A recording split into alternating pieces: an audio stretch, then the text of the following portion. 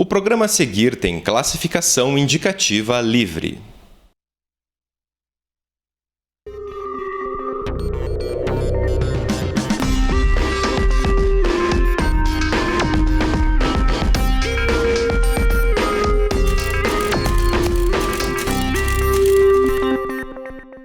Olá, seja bem-vindo ao FPR Notícias. A partir de agora, você confere ao vivo as novidades da Universidade Federal do Paraná. Hoje é 28 de novembro, segunda-feira. Siga com a gente. Esse fim de semana foi marcado por a reintegração da posse dos prédios da universidade que estavam ocupados desde outubro. Os estudantes deixaram as 8 unidades ocupadas, mas afirmaram que a greve estudantil continua. De forma pacífica, os estudantes deixaram os prédios ocupados da Universidade Federal do Paraná. No sábado à tarde, foi dia de desocupação no Dom Pedro I e II. Após a saída, o grupo fez uma manifestação no pátio da reitoria. Ali, eles deram um manifesto e afirmaram que a greve estudantil continua. Mesmo com a desocupação, a greve e a mobilização estudantil se mantém. Desde segunda-feira, a Justiça havia determinado a reintegração de posse de todos os prédios ocupados na universidade. Foram 30 dias de ocupações. Cerca de 10 mil estudantes ficaram sem aulas e o vestibular sofreu alterações por conta disso. Agora, a reitoria vai tomar as medidas para que as atividades voltem ao normal. Nós fomos pelo caminho do diálogo e da construção de uma saída pacífica. Obtivemos isso graças à nossa flexibilidade, à nossa comissão de negociação e também ao entendimento de todas as lideranças que participaram dessas manifestações. Eu acho que o alvo era obtermos uma visibilidade para resistência à medida provisória e à PEC, isso foi obtido. Agora vamos voltar à normalidade e a disputa se dará no Senado e no Congresso. Nós nos comprometemos a trabalhar um calendário acadêmico, como sempre fizemos na universidade. Toda vez que há uma paralisação, a gente encaminha uma proposta de calendário acadêmico. Essa é uma deliberação do Conselho de Ensino, Pesquisa e Extensão.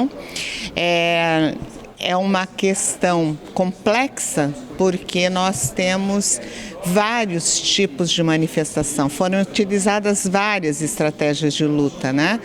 E essas especificidades de cada manifestação têm que ser considerada para que nós possamos repor todos os conteúdos que não foram trabalhados, né? E que a gente possa realmente encerrar o ano sem o prejuízo, né, da paralisação para o processo de formação dos nossos alunos. E juntamente com as desocupações, nesse último fim de semana aconteceu a segunda fase do vestibular da Universidade Federal do Paraná. Dessa vez, o vestibular teve algumas diferenças, já que as provas mudaram de data. A ansiedade era grande antes de abrirem os portões. A Pontifícia Universidade Católica do Paraná ficou lotada de estudantes que vieram em busca de uma vaga na UFPR. E para conter o nervosismo, vale tudo. Aproveitando para se distrair um pouquinho antes da prova? Sim.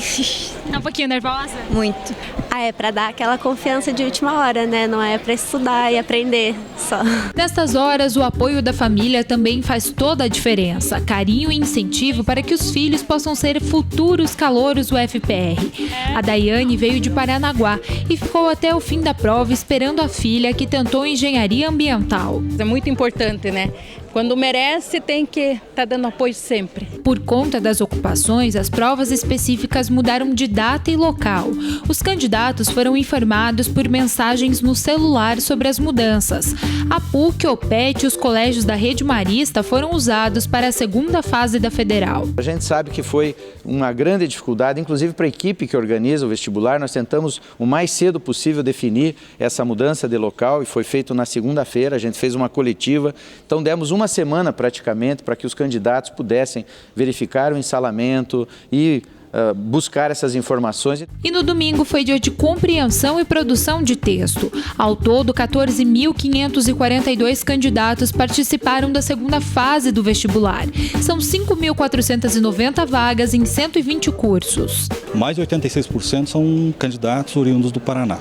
é a comprovação de que a política adotada pela instituição é a política correta de orientar a sua atenção para o estado do Paraná. A marca UFPR continua muito prestigiada. A despeito de todos os momentos de certo transtorno que nós temos, a nossa instituição é o sonho de consumo, eu posso dizer, da grande parte dos jovens do ensino médio do Paraná. O vestibular foi marcado também pela expansão. Os campi no interior também receberam provas. Vamos passar para uma próxima gestão, uma universidade ampliada, com qualidade, com excelência e com interiorização. Lembrando também que hoje e amanhã estão sendo realizados os vestibulares em Palotina, em Toledo, em Jandaia do Sul e em Matinhos. Então, mostra que a universidade hoje realmente é federal do Paraná. Agora os candidatos esperam pelo resultado, que está marcado para janeiro. E quem não passar no vestibular ainda tem uma chance com o Sistema Único de Seleção, o SISU. Todos os cursos já estão com as vagas devidamente cadastradas e eu estou torcendo que no final de dezembro nós tenhamos já o cronograma do MEC em relação às inscrições, com o resultado do Enem no começo de janeiro. Primeira semana, mais tardar, segunda semana de janeiro, sai o resultado do Enem e logo em seguida inscrições do SISU. O projeto de extensão Diálogos entre Educação e Neurociência do Departamento de Teoria e Fundamentos da Educação vai realizar um ciclo de palestras gratuitas sobre o tema. A intenção é que seja uma conversa interdisciplinar e uma união entre o conhecimento científico e o fazer pedagógico. Nessa quarta-feira vai acontecer um evento para promover diálogos entre a educação e a neurociência. Eu estou aqui com a professora Sandra, que vai explicar para a gente da temática do evento. Tudo bem, Sandra? Bom dia, Gabriele. Tudo bom? Tudo bem. Esse evento ele faz parte, ele é vinculado a um projeto de extensão que busca estabelecer diálogos interdisciplinares. E nesse sentido, para a educação, a gente tem a compreensão do humano como um sujeito biopsicossocial. Então, quando você vai trabalhar em educação, as questões de aprendizagem, o fazer pedagógico, é fundamental que você conheça como funciona o sistema nervoso, o cérebro dessa criança, adolescente ou adulto. Então, esse é o objetivo principal, essa troca de conhecimento entre o fazer pedagógico da educação e o conhecimento neurocientífico que a neurociência proporciona para a educação. E qual que é assim, o público-alvo, então, do evento? O público-alvo do evento são alunos de todas as licenciaturas. Eu estou principalmente para os alunos de pedagogia, porque o evento ele tem um enfoque na educação infantil, mas ele está aberto para qualquer licenciatura da universidade, qualquer aluno de licenciatura, e também para professores e equipes pedagógicas das redes municipais e estadual de ensino. E como funciona assim para se inscrever para as palestras? Para se inscrever vai aparecer um e-mail aí na tela e nesse e-mail eu peço a gentileza que vocês enviem esse e-mail com o nome, CPF, a vinculação institucional e manifestando o interesse, se só pela manhã, à noite ou em ambos os períodos. Maria, com você. São 2 palestras a partir das 8 da manhã no Prédio Histórico e mais 2 às 8 da noite no Centro de Capacitação da Secretaria Municipal de Educação.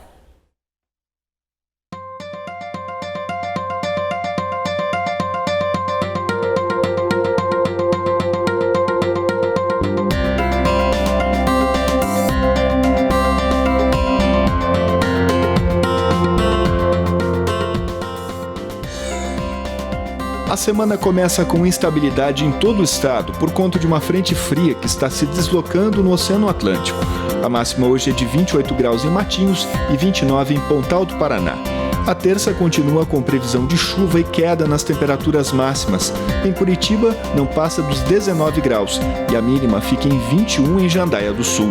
Na quarta-feira, o tempo pode permanecer instável, mas as chuvas são mais fracas e rápidas. A máxima é de 29 graus em Palotina e mínima de 18 em Pontal do Paraná. Mais um prêmio para o UFPR. A Iglesias Lacerda Bezerra, doutoranda de Bioquímica aqui da Universidade, foi premiada na categoria de apresentação oral na 24ª Jornada de Jovens Pesquisadores da Associação de Universidades do Grupo Montevidéu. O tema é sobre vinhos e a caracterização biomolecular da bebida, criando uma espécie de impressão digital única para cada rótulo. Para falar um pouco mais sobre o prêmio e a pesquisa, estamos aqui com a Iglesias e com o professor orientador, Guilherme Lanzi Sasaki. Muito bem-vindos ao nosso estúdio. Iglesias, o que seria a digital do vinho? Primeiramente, eu gostaria de agradecer o convite. Então, o que nós fazemos é uma caracterização estrutural para cada tipo de vinho, no caso varietal, que são vinhos produzidos a partir de uma única variedade de uva. Então, é feita uma caracterização de a porcentagem de cada polissacarídeo dentro daquele vinho. Nós utilizamos marcas nacionais e internacionais da América Latina para fazer essa impressão digital. Então, cada vinho tem uma porcentagem específica de cada polissacarídeo que vai ser aquela impressão para aquele vinho. Então, a partir daí, nós conseguimos ver se um outro rótulo diferente que nós iremos analisar, se ele apresenta essa mesma porcentagem do que nós já temos estabelecidos. E quais são as vantagens dessa caracterização, dessa digital? Então, o que nós vemos é um aumento no consumo de vinho no Brasil. Então, surgiu a ideia de que nós fizéssemos essa caracterização para avaliar a adulteração de vinho, que já que nós queremos aumentar o consumo, tem que aumentar a qualidade também. E para competir com o mercado externo, principalmente com o mercado europeu, é preciso uma qualidade de cada vinho. Então, assim, no Brasil, a legislação ela permite até 25% de uma uva diferente do que tem indicado no rótulo, que já é uma porcentagem considerada alta, porque na Europa é de 5%. Então, dentro desses 25%, nós conseguimos ver se no rótulo está indicado a uva que de fato foi utilizada para a produção. Um vinho, um Cabernet Sauvignon, então espera-se que a uva que tenha sido usada seja Cabernet Sauvignon. Se foi colocada uma uva diferente, nós conseguimos ver através dessa análise. Bacana. E esse prêmio, o que ele dá de relevância para a sua pesquisa? Então, eu acredito que seja mostra a nossa pesquisa que é de qualidade e que tem relevância. Nós já estamos meio que procurando vinícolas para parcerias, até algumas nós recebemos doação da Miolo, da Villaggio Grando e da Pancheri. Não chega a ser uma parceria, mas eles já cederam a alguns vinhos para que fizéssemos essa análise e que tem um retorno para a vinícola, mostrando que ela sim tem qualidade e que ela pode competir com o mercado externo. Verdade. E professor, como que essa pesquisa se encaixa no campo da bioquímica? Então, primeiramente eu gostaria de agradecer o convite, para poder participar aqui e poder explicar alguma coisa sobre a nossa pesquisa. No caso, a gente trabalha com a estrutura molecular, utilizando ferramentas analíticas como a ressonância magnética nuclear, a espectrometria de massas, onde o nosso departamento de Bioquímica e Biologia Molecular, tem esses equipamentos e praticamente usa ele de maneira multiusuário com todos os pesquisadores da FPR. Então, o nosso foco de interesse são os carboidratos.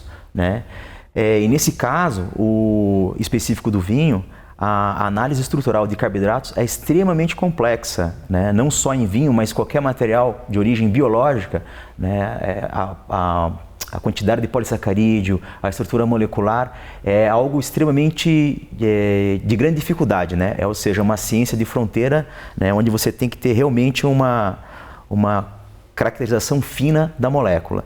Bom, então o vinho vai de encontro ao problema que na bebida, o vinho em si, os componentes majoritários, obviamente a água, o álcool e outros microcomponentes. Então na bebida em si você tem as leveduras, as bactérias que fazem a fermentação, basicamente são as leveduras, mas o que vai acontecer? Nesse processo de fermentação, as leveduras vão funcionar como se fossem pequenas fábricas onde vão degradar e utilizar a fonte de carbono, que basicamente é o carboidrato, para gerar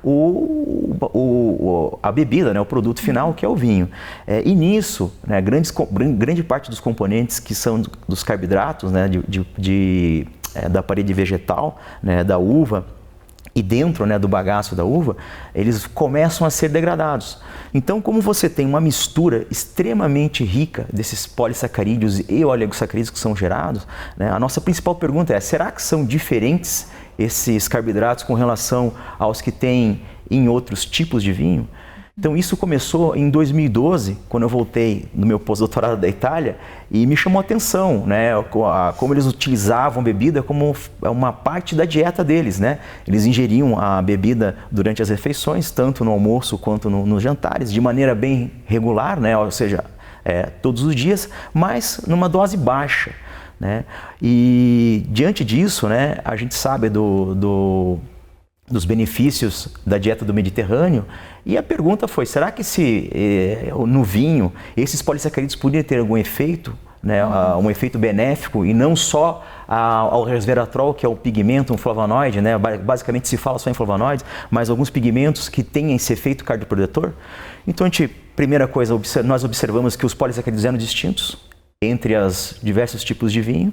Então isso forneceu os dados para começar a pesquisa da Iglesias, que foi com relação à impressão digital, né, para uma aplicação mais tecnológica, e do outro lado, que seria ao benefício do vinho. Então a gente começou a trabalhar com relação às propriedades medicinais desses polissacarídeos, né? Então utilizando como modelo experimental, né, atividade anti-inflamatória, já que grande parte, né, dos processos relacionados à formação das placas, né, e das doenças cardiovasculares, que basicamente o nosso interesse era minimizar esse efeito, são oriundas de inflamação no endotélio, né? E como a gente sabia desse efeito cardioprotetor do resveratrol, a nossa pergunta é, será que esses polissacarídeos estariam fazendo isso ou não? Ou outros oligosacarídeos?